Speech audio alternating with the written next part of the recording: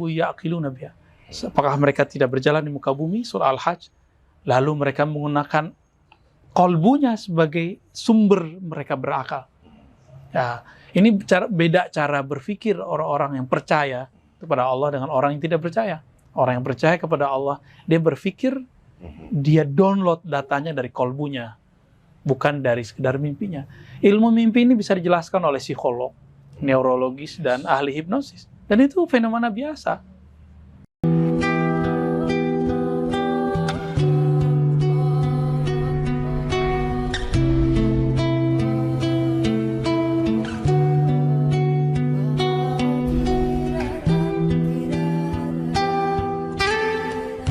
Saya tidak sendiri, saya bersama dengan guru saya, sahabat saya juga, dan saya jarang menyebut nama akhirnya. Jadi saya memanggilnya hanya Buya Ar-Razi.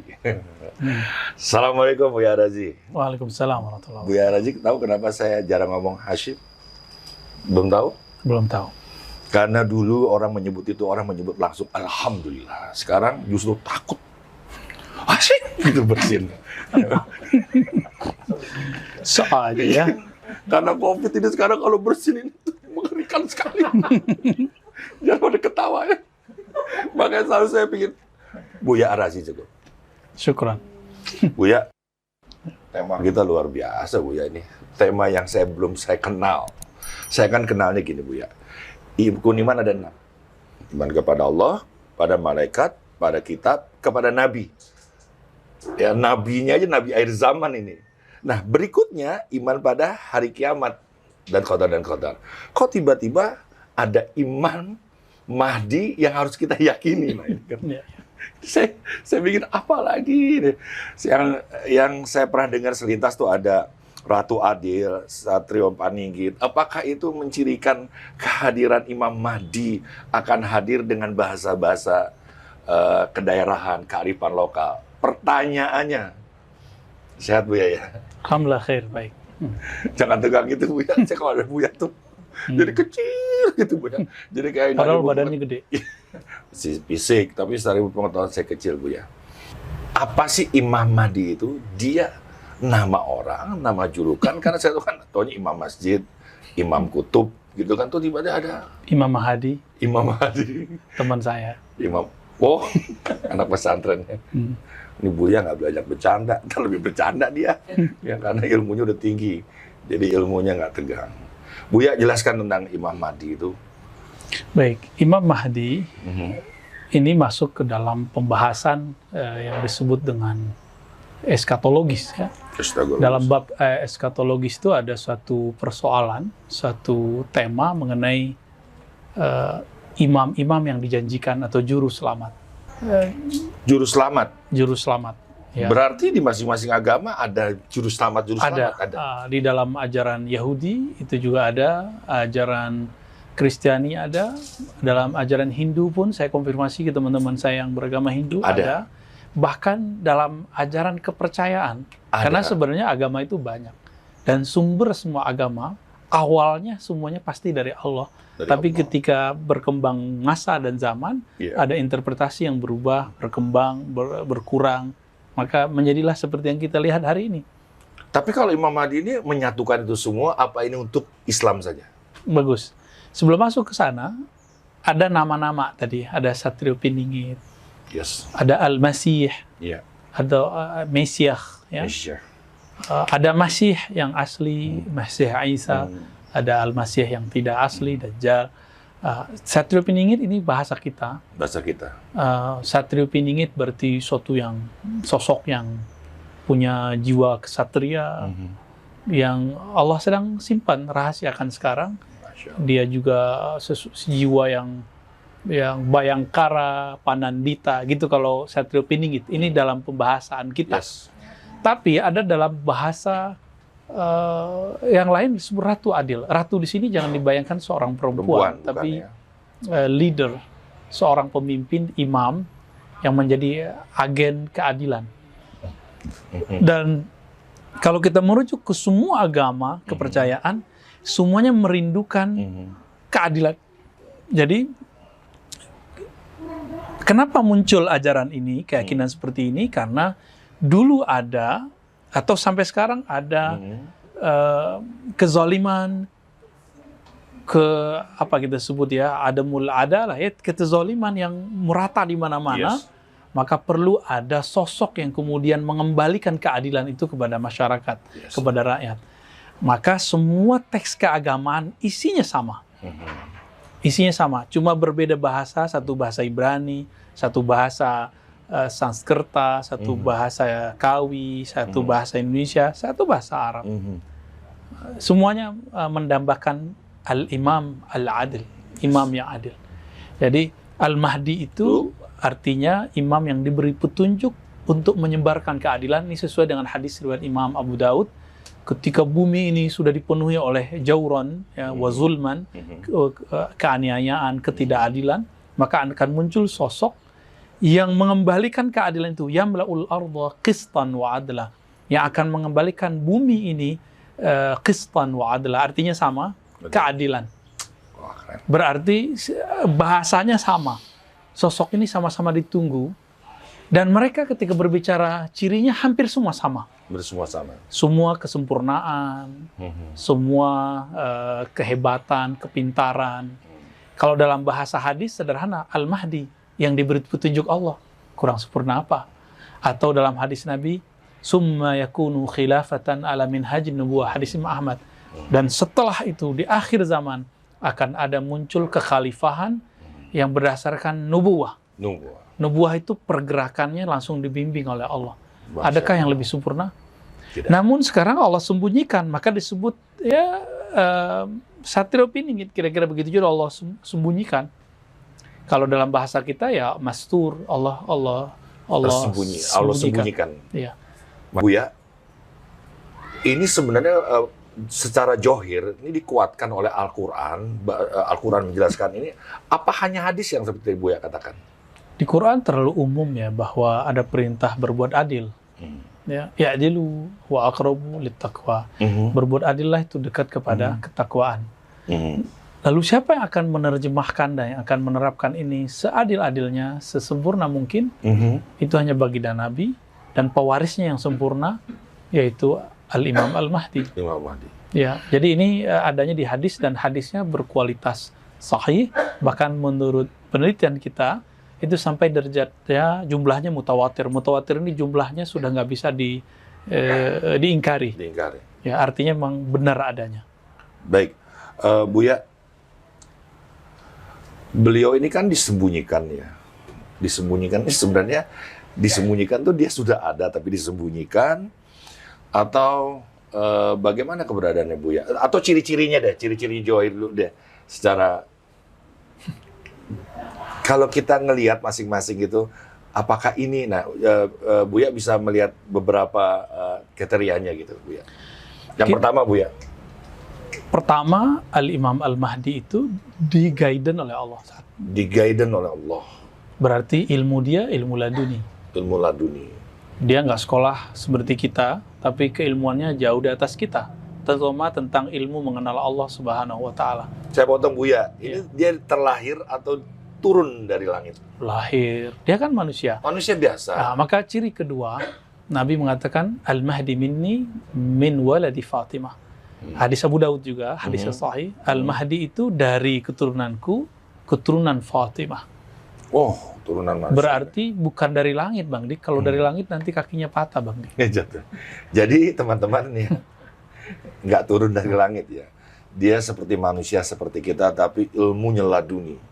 Langsung dari Allah. Gitu langsung ya. dari Allah. Oke, lanjut. Yang ketiga, beliau tentu seseorang yang mempunyai ciri-ciri yang dulu ada pada Nabi sebelum beliau dimasyhurkan, diperintahkan berdakwah secara terbuka. Jadi ini kesimpulan pencirian.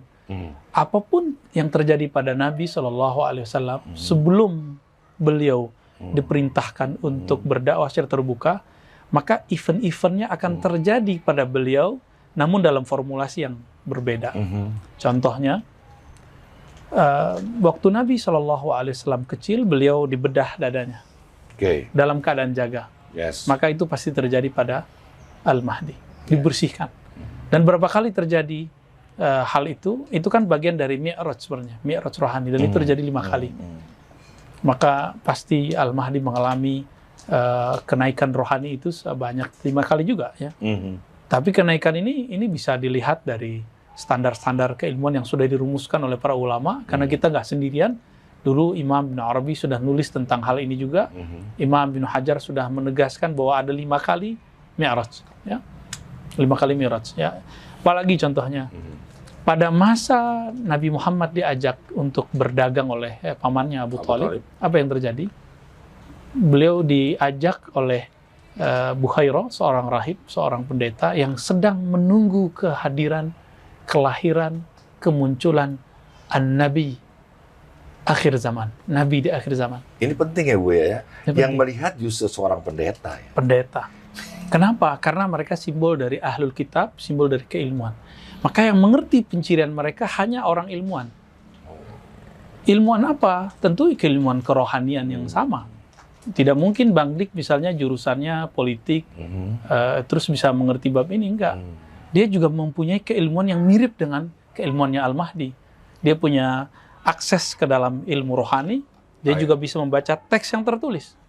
Atau gini Buya, karena Buya ingin jadi kekasih Allah, Allah itu ya basir yang maha melihat, dan Allah tidak pelit atas ilmunya, maka kekasihnya itu diberikan percikan dari tetesan samudera penglihatannya, sehingga mampu melihat itu Buya. Itu udah pasti. Karena percikan ilmu itu sampai kepada Bukhairah, yang dia menyembah Allah dan tidak menyekutukan Allah. Dia mengikuti Sayyidina Isa alaihissalam, dan dia sudah mengumpulkan tanda-tanda, ciri-ciri zahir ataupun batin daripada Al-Imam Al-Mahdi. Jadi beliau tidak terjebak pada pencirian zahir. Hidungnya mancung, jidatnya lebar. Ya. Kalau seperti itu Bang Dik jidatnya lebar bukan? Lebar Bu ya. Hidungnya mancung. Al-Mahdi dong. Bukan. Muhammad dong, kan enggak? Bukan. Maka Bukhairah Ar-Rahib yang seorang pendeta, dia kemudian melihat di setiap kali ada kafilah yang datang, kafilah yang berasal dari negeri yang banyak kurmanya, orang-orang Yathrib, dan juga kampung yang ada di situ air itu Zam-Zam. Maka dia lihat, tapi ada yang unik. Maka dia berhentikan satu, ternyata itu rombongan Abu Thalib. Tapi dia lihat ke atas, yang dia pegang itu adalah pencirian awan. Nabi itu tidak ada bayang-bayangnya di bawah matahari. Kenapa? Kemanapun beliau pergi, di saat itu ada awan di atasnya, maka beliau tidak pernah ada bayang-bayang. Ini pencirian zahir yang dipegang oleh Bukhairah. Maka dia lihat di atas, loh kenapa tidak ada awan di atas kanisahnya, sinagognya atau gerejanya, ma'badnya. Maka bertanyalah dia kepada Abu Thalib, sepertinya engkau meninggalkan, menyisakan satu orang. Kata Abu Thalib, kalau yang dewasa tidak ada, kalau anak-anak ada, remaja ada.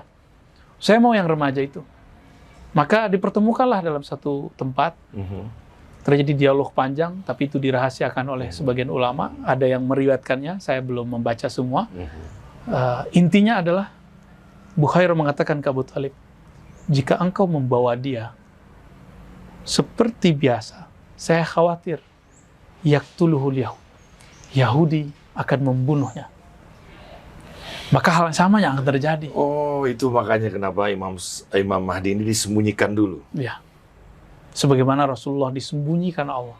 Inilah yang dikatakan oleh Imam Nu'taillah Sekandari, Subhanalladzi, ya, Maha suci Allah, Maha hebat Allah yang satara, yang mengunci, yang menutup sirral khususiyah, rahasia keistimewaannya, ma'rifatnya dalam sisi kemanusiaan seseorang.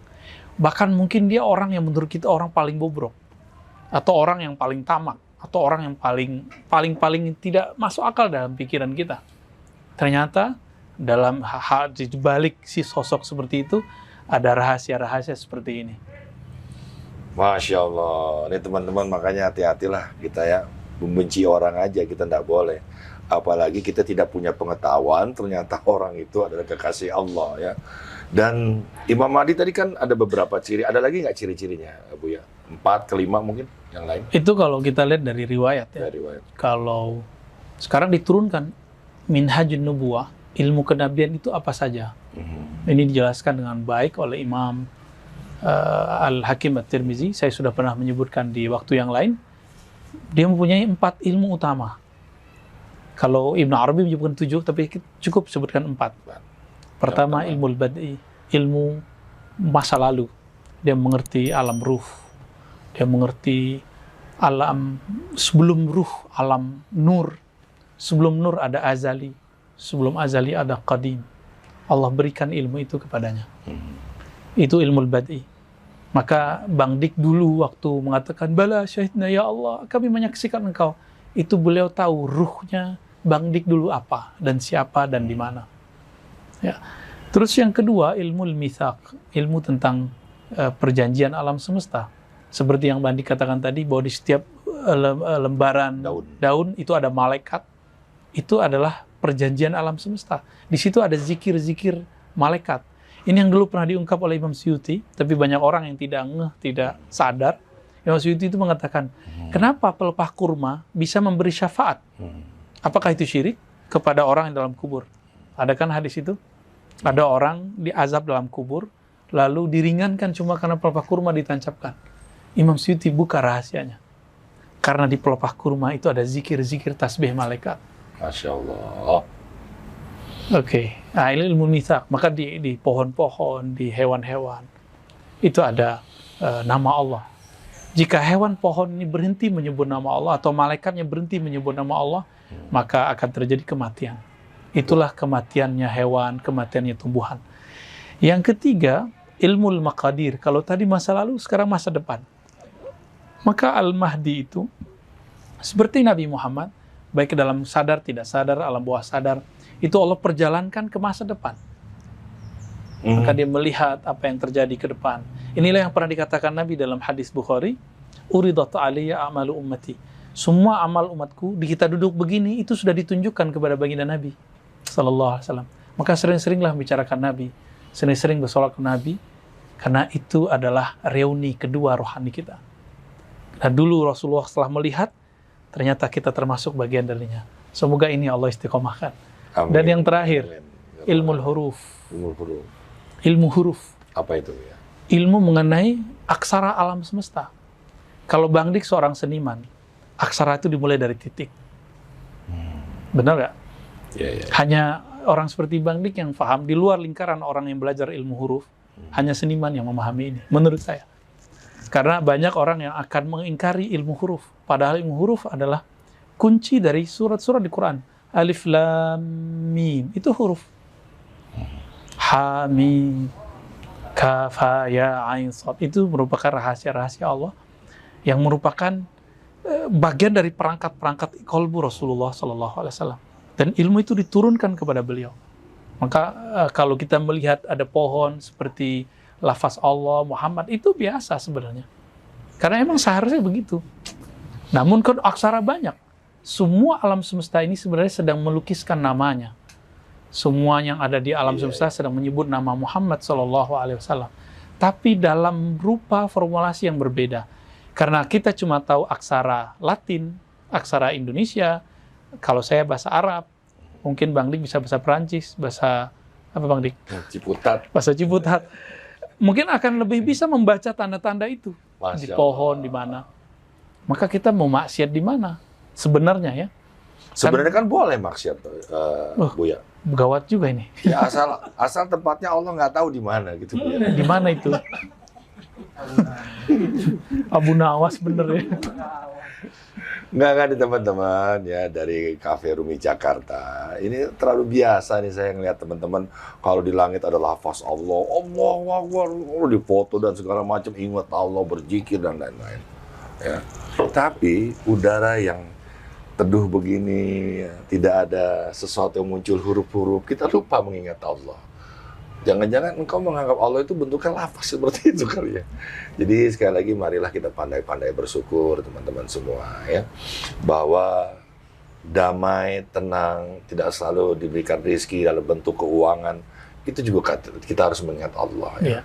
Dan kenapa kita mengingat Imam Mahdi ini selalu dikabarkan dengan keadaan dunia yang carut marut gitu. Sebentar lagi mau kiamat atau gimana sebenarnya Buya?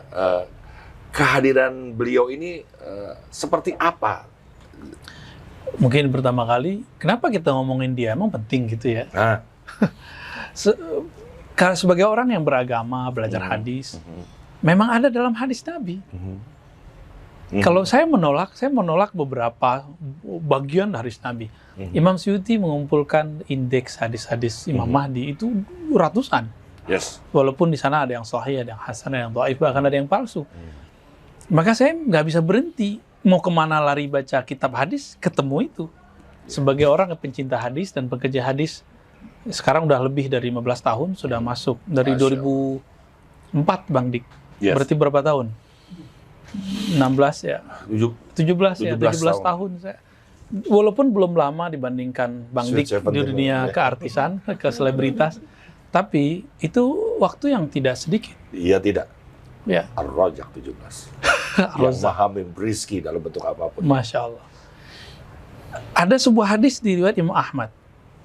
Nabi menyebutkan mengenai ilmu maqadir, ilmu masa depan. Ilmu masa depan.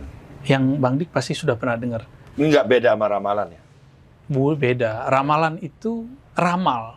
Saya menerka ada semacam kabar langit turun, tapi lewat media-media yang kita tidak tahu dari mana. Mungkin dari jin kah? Dari malaikat kita nggak tahu. Ini yang gelapnya mungkin? Mungkin bisa jadi begitu.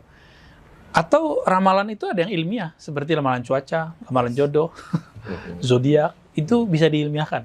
Tapi kalau ramalan yang tadi, yang magic, itu sesuai dengan hadis Nabi, setan bawa satu kebenaran, tapi 99 kepalsuan. Tapi satu kebenaran itu kemudian di-branding bahwa ini benar. Maka orang mempercayainya.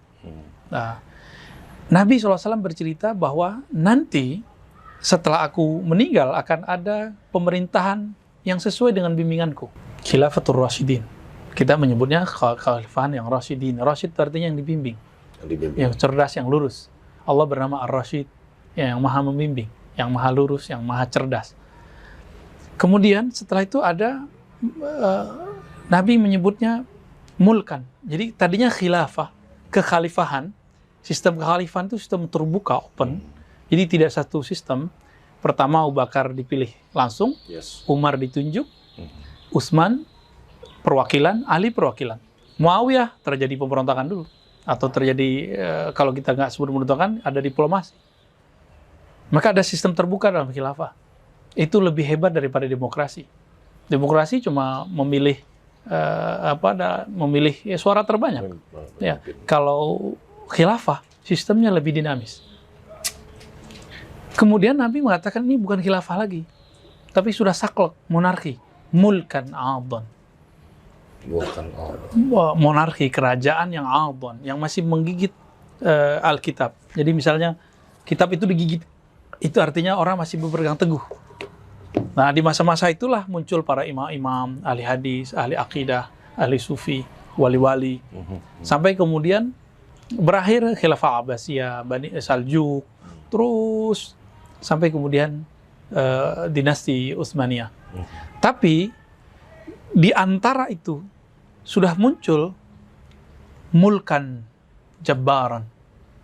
Mulkan kerajaan, monarki, kekuasaan, negara yang diktator. Bukan tapi diktator.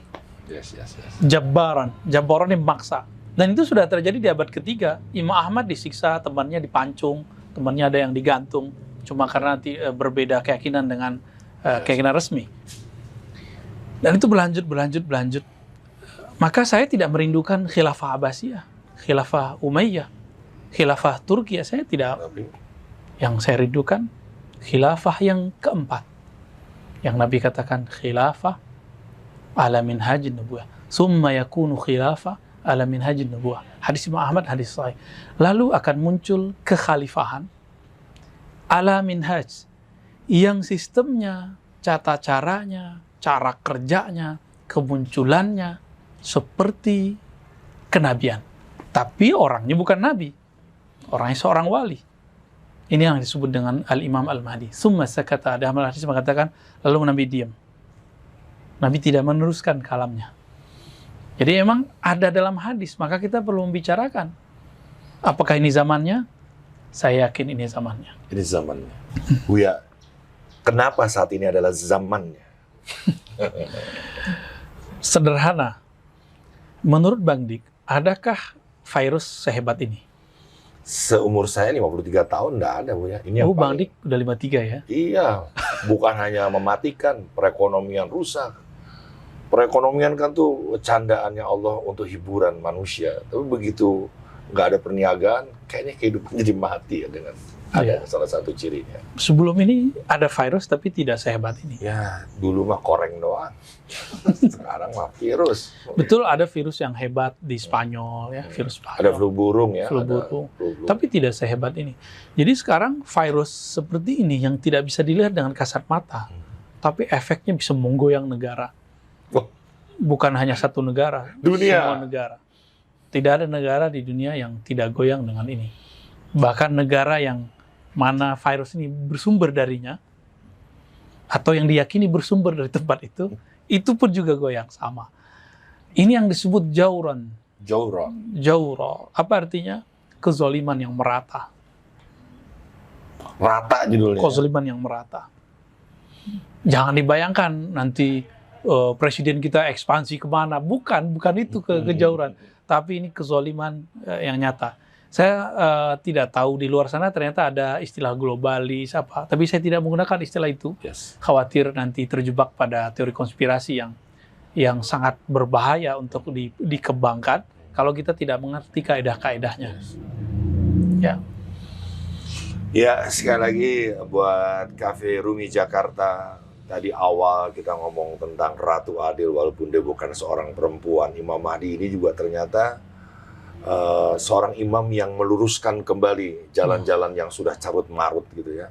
Dan saya suka sekali dengan kata adil itu, karena saya pernah dapat guru, dia mengingatkan ciri-ciri satu kata yang mewakili engkau memeluk agama Islam adalah adil.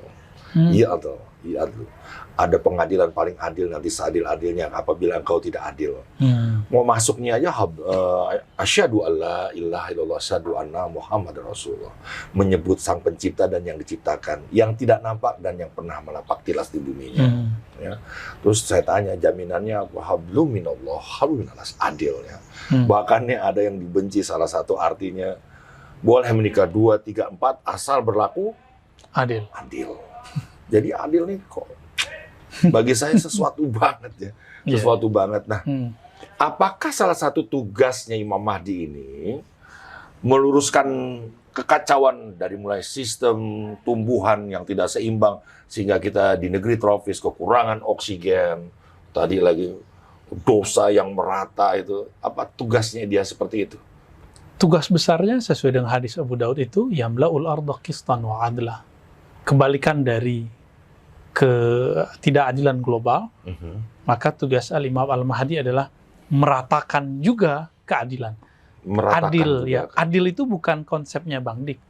Adil itu kesepakatan bersama. Kesepakatan bersama. Sampai ada gini Bu ya. Doa pemimpin yang adil itu akan dijawab oleh Allah Subhanahu wa taala. Itu kan kalau saya pikir-pikir, jadi letaknya seorang pemimpin di satu negara dimanapun kalau dia berlaku adil, makmur rakyat. Dia waliullah. Jadi waliullah nggak mesti orangnya pakai kupluk kayak Bang Dik. Nggak ya? Nggak mesti pakai kopiah kayak saya atau pakai serban. Bisa jadi wali itu tersembunyi di balik-balik kehiruk-pikuan politik. Jika dia adil. Tapi adil bukan dalam pengertian musuh politik, tapi dalam pengertian yang global, yang umum. Yang disepakati bersama. Maka orang-orang yang paling berat persoalannya di akhirat adalah pemimpin. Karena yang pertama ditanya bukan sholatnya, adilnya. Ya. Ditanya di mana nih Bu ya? Nanti di akhirat. Wah udah berlaku adil nggak? Berat nih saya nih. Bu ya. Oh iya, mohon maaf. Kalau ya, tolong. Ya bagi saya kan Bu, adil itu tidak membanding-bandingkan, tidak menyamakan atau meletakkan satu di tempat yang tepat. Itu pada tempatnya ya, gitu ya. Kalau adilnya Allah mah nama Allah itu ya adil, ya adlu ya namanya yang ke-29. Tapi Bu ya, ciri-ciri yang lain Bu ya. Kalau tadi kan dari sosoknya udah Bu ya jelaskan dari mulai pendeta Abu Hurairah melihat Rasulullah semasa kecilnya bersama dengan pamannya pergi ke Yastrib ya. Apakah di sekitar kita bermunculan kekayaan alam, tiba-tiba batu yang harus kita belah dalam kedalaman tiba-tiba bermunculan kemilau-kilau? Apakah seperti itu Bu ya? Karena ada pendapat seperti itu, Bu ya. Bukan pendapat, itu memang ada hadis. Walaupun hadisnya Hadis apa, Bu ya? ada yang sahih, ada yang hasan, ada yang dhaif ya. Sebagaimana dikumpulkan oleh Imam Suyuti bahwa nanti ketika sebelum Imam Mahdi di Baiat nanti Yes. di mana di Mekah ya, nanti akan terjadi zalazil, gempa yang luar biasa. Saya nggak bisa ceritakan karena emang nggak disebutkan angkanya di hadis. Karena angka skala Richter itu sekarang munculnya. Tapi di hadis itu disebutkan gempa yang luar biasa. Kalau kira-kira nih Bang Dik, ada gempa 15 skala Richter di Jakarta, itu gedung-gedung hancur nggak? Selesai, Bu ya. Kalau 2 kali lipat dari itu, kira-kira gimana? Amat, Bu ya. Ya, maka nanti The end. Allah akan hanya menyisakan Bakkah. Awwala baiti wudi'a linnas. Rumah pertama yang Allah bangunkan untuk Baitullah. menyembahnya. Hanya Ka'bah yang tersisa nanti. Nanti akan terjadi luar biasa. Hancur semua. Jadi yang sekarang dibangun-bangun itu, ini kabar buruk nih Bang. Sesuai hadis itu lah ya. Kita cuma menerjemahkan hadis itu. Semoga pemahaman kita mendekati kebenarannya. Ya, kita juga nggak bisa memastikan berapanya ya. Jadi nanti akan terjadi zalazil. Berarti besoknya Al-Mahdi dibaiat antara Rukun Yamani dan Maqam Ibrahim. Kapan itu? Wallahu a'lam. Kita nggak boleh bermain tahun karena itu rahasia Allah. Iman kepada kiamatnya, tapi terjadinya kapan kita nggak tahu. Itu rahasia Allah. Mirip-mirip intelijen, rahasia yang paling sulit diteliti adalah time, when, kapan. Intelijen langit juga sama, intel langit juga begitu. Ya, masalah waktu, hatta malaikat pun mereka menunggu dari Allah Subhanahu wa taala.